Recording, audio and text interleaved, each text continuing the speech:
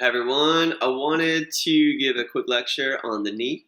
The knee is a pretty complicated joint, but it's not too bad once you kind of dig through the different layers.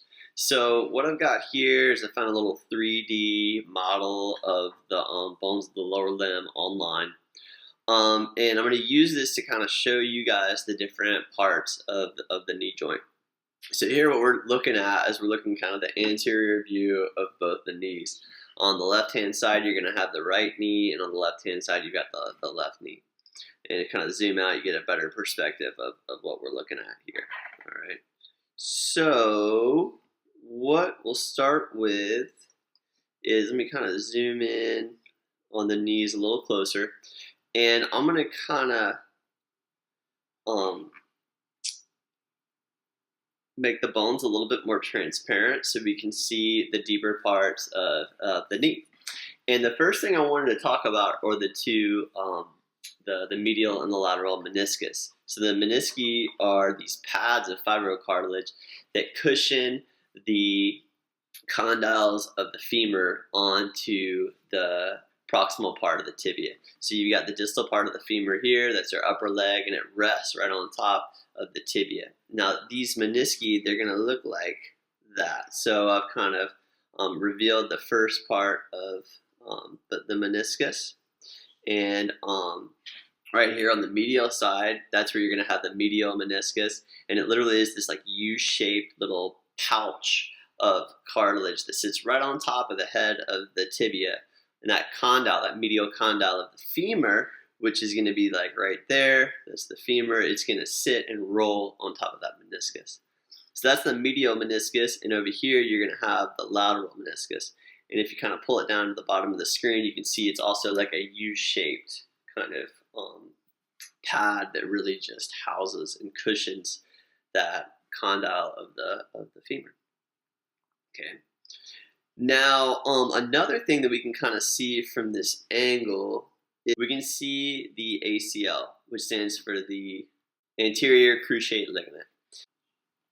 So the ACL is going to be located right here. And what the ACL does is that he starts out on the anterior surface of the tibia, slightly more medial, and he stretches backwards and he connects to the posterior side of the femur. Specifically, he's going to connect to the medial side of the lateral condyle of the femur. So if we kind of turn this guy around to the posterior view, you can see how that ACL is going to stretch from the anterior side of the tibia, and he goes back and he connects to the medial border of the lateral condyle of that femur. If I kind of highlight this one over here, you can see the anterior cruciate ligament. Now we're looking at the posterior side of this left knee. So he goes from the front of the tibia and he stretches back and he connects right there on the medial. He connects on the medial side of the lateral condyle of the femur. And what that ACL does is he's going to prevent that knee from hyperextending. So he's going to prevent the knee from kind of hyperextending in this direction if the patella was on this side. And another thing that he does is that if we look at the lateral view of the knee and we focus on this ACL, let me kind of select this one on the right knee. You'll see that he's also going to prevent the femur from sliding posteriorly or backwards. So this is the lateral view of the right knee in this case. So he's going to prevent that femur from sliding backwards. You know, if it slides backwards, it's going to pull that ACL taut. And that's kind of what helps, and that's one of its functions, is to kind of hold the knee in place in that respect. All right, now we've got the ACL, we've got the meniscus, we're good to go on that. Now what I'd like to kind of show you are some of the other ligaments of the knee. So if we keep building up the knee, here's the next kind of layer of ligaments. So we're looking at the anterior view of the knee here. We've kind of rotated back around to the anterior view of both knees. On the medial side, we're going to have this ligament right there. This is called the tibial collateral ligament. Another name for him is the MCL, or the medial collateral ligament, because what he does is he connects the medial condyle of the femur to the medial condyle of the tibia. And he's going to prevent the leg from kind of buckling inwards, right? Or the knee from kind of buckling inwards. On the other side, you're going to have a lateral collateral ligament. Another name for him is the, let's see if that shows up a little better. That is going to be the lateral collateral ligament. Another name for him is right there. The fibular collateral ligament. And he's going to connect the lateral condyle of the femur to the head of the fibula. And this guy is going to prevent kind of an outward buckling of the knee. So if like an impact to the inner medial side of the knee is going to cause the knee to kind of buckle outwards, and that LCL, or the fibular collateral ligament, is going to prevent that. All right, good.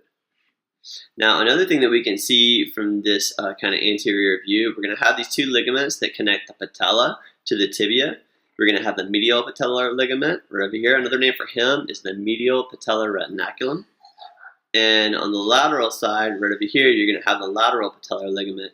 Another name for him is the lateral patellar retinaculum, which would be located right there. And it connects that patella to the tibia. Now, if we spin this guy to the posterior side, the back of the knee, we can finally see the last couple of ligaments that we need to talk about. First off is the PCL, which is called the posterior cruciate ligament. This guy is located right here, and he connects the back of the tibia, so the posterior side of the tibia, to the posterior side of the femur. Specifically, he stretches up and connects to the femur on the medial surface, or the lateral surface of the medial condyle right here. And this guy also is going to help prevent hyperextension of the knee, just like the ACL would. But another function that he has, and I'm going to kind of highlight him on the other knee, is that this guy, he's highlighted here on the right knee, we're looking at the lateral view of the right knee, is that he's going to prevent the femur from sliding anteriorly. So he does the exact opposite of what the ACL does. The ACL prevents the femur from sliding posteriorly. He's going to prevent the femur from sliding anteriorly. All right, perfect. And the other kind of ligament that you can see in this view is the oblique popliteal ligament, and he helps to kind of stabilize the knee joint, also helps prevent hyperextension. Okay. These other ligaments that we can talk about that are kind of visible are these two that stretch up. There's actually one that stretches up from the head of the fibula to attach to the lateral condyle of the femur. That's these guys right here. Those are the arcuate-popliteal ligaments, and those help stabilize the fibula to the femur. Okay, so those are the main ligaments of the knee. If we continue to build up some of this ligamentous tissue, then the last kind of layer is this joint capsule, which encases all of our synovial joints. So that's this large joint capsule that encases the whole knee. But another thing you can see are these kind of slightly grayish colored little pads. Those are different bursa that exist around the knee. You guys don't need to remember the specific functions and locations of the bursa, but it just gives you an idea of how complicated this knee joint is. Like right there, you have the gastrocnemius bursa. You've got the medial gastrocnemius bursa, and what those guys do is they prevent abrasion on the two tendons that connect the gastrocnemius, or our calf muscle, to the epicondyles of our femur, right? Down here, you've got the semimembranosus bursa. That's going to prevent friction on the tendon of the semimembranosus muscle. And then you got, where's another one? You got bursa right there, the anserine bursa. So you've got all these different bursas that really just prevent friction as all these muscles and moving parts act about the knee. All right, perfect.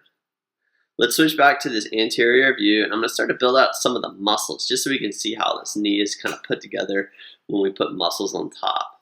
So I'm going to make the bones completely opaque. And all right, this is a good view. So what we got here is you got this long muscle, that is the rectus femoris muscle, and it's going to attach to the patella through the tendon of the rectus femoris. Now, just distal to that, you're going to have the tendon, the patellar ligament that connects the patella to the tibia, right? And that's really the last kind of substantial part of the knee joint after you've kind of built up all of these different muscles. So here's kind of what the knee joint looks like after we've built up all the different muscles. The only muscle that we haven't talked about, here's the posterior side of the knee. You see that muscle right there? That's called the popliteus muscle. And its function is to actually unlock the knee after you're in a standing position. So when you get into a standing position, the knee locks itself into place, and that's because the femur rotates slightly medially as soon as you completely extend your knee, and that puts a lot of tension on all those ligaments like the ACL, the PCL, and the LCL and the MCL, and it really helps to lock that joint into place so you can just stand in position without wasting a lot of energy. Well, this popliteus muscle, his job is to contract and unlock the femur, or help kind of twist the femur to unlock the knee so you can bend it again. So every time you bend your leg from a locked position, it's the action of that popliteus muscle that really activates that motion. So this is a little different than my typical kind of drawing everything out on the board. Hopefully it wasn't too confusing to you guys. I feel like between this and the other lecture, hopefully these two will cover any questions you may have. All right, thanks.